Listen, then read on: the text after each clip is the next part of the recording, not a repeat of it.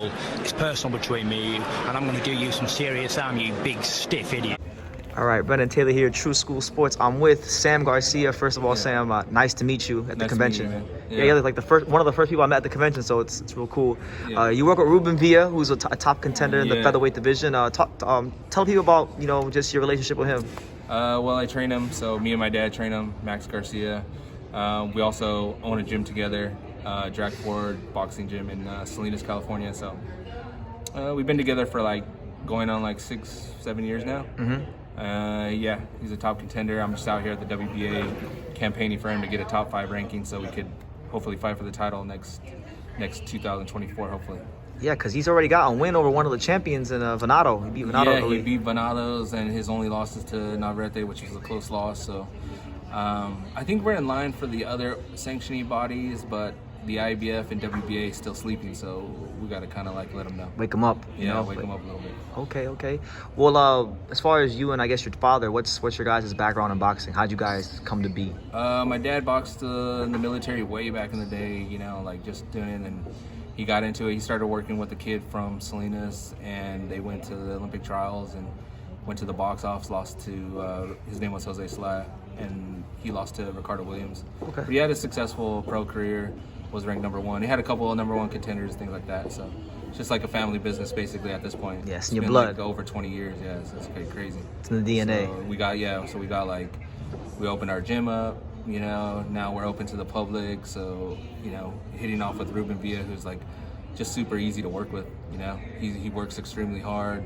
You don't have to beg him to go to the gym. I'm out here. He thinks I'm out here on vacation.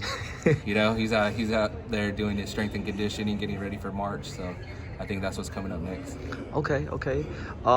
Ideally for you guys, what fight would you like for Ruben Villa? Is there a fight? Well, some things changed because the Robeisy fight was a big upset. But yeah, Espinoza. Yeah, I mean, if they offered us Espinoza, we'd take that in a heartbeat. I think that would be a great fight. That's a good style matchup, I think, for Ruben. I think we could learn a lot from what Robeisy should have done or didn't do. Yeah, it's a great fight. He would be top on my hit list. Venados, obviously, due to the history. You already beat him. I would think that Venados, being a prideful person, would want that run back, but he's very much stayed away. So, I don't know.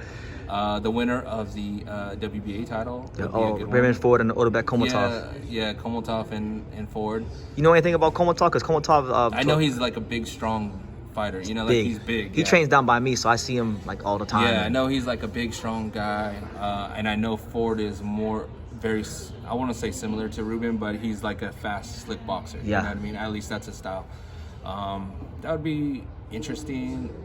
I think stylistically, the best fight to make is the guy that won the Espinoza. Espinoza, tall, I think comes forward. Excitement-wise, And then, of course, Ray Vargas. But these guys are just so inactive. Ray Vargas and Figueroa, they got to get it on at some point. I've been hearing about that fight for months, and it just never, literally, you don't hear about it at all, So I wish something would happen with that so that we can move on and figure out a champion there. Because he's ranked #2 in the WBC. And I know Nick Ball is probably next in line because he had a big win against Dogbay. So realistically, it's wide open in the featherweight division, to be honest with you. And then the big elephant in the room, the domino hasn't fell yet, but Naoya Inoue is at 122. He'll be coming up any day now. I'll say this realistically, we need to win a title in order to get in the sweepstakes for Inoue. Mm-hmm. You know what I mean? So when Inoue, if he wins, which he has a difficult fight, I think the Filipino's very tough, and he has a great team behind him as well. So that's not a given. But let's say he does win because he's a big favorite. If you're just playing fantasy boxing, you got I'm pretty sure that Robeisy was the name at 126. It was kind of they were trying to line it up. I mean, the amateur backgrounds and everything, it has a great storyline. But in order for Ruben to get in that sweepstakes, we gotta win a title. I'm just being real. We have to have 1 or 2 titles for Inoue to be okay, I have to fight this guy. Yeah. And in which case, it's now we're talking big money. Yeah, absolutely. If Ruben does do that, because he's capable of doing that. Yeah, for sure. How do you think he'd match up with Inoue stylistically? I think it would be really good because I think that one thing that Ruben's not slow for sure. He's very fast-footed, so he's capable of boxing. And the thing that we would just have to take away Inoue's weapons. Like, I don't want to get too much into what we game would plan, do, but just neutralize for them. the most part, yeah, like we would try to do our best to neutralize him, like you said. Yeah, you're not going to be able to contain him because like he's so fast and powerful, but at 126, Ruben's been a 126 pounder his whole career. Like, he's not been 122 coming up. He's been 126 his whole career. He's a natural featherweight. Yeah. And he's very comfortable making featherweight.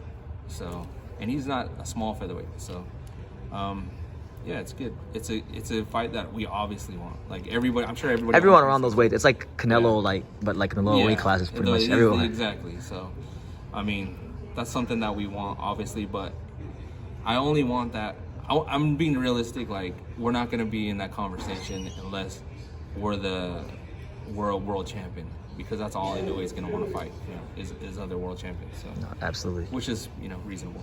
Okay.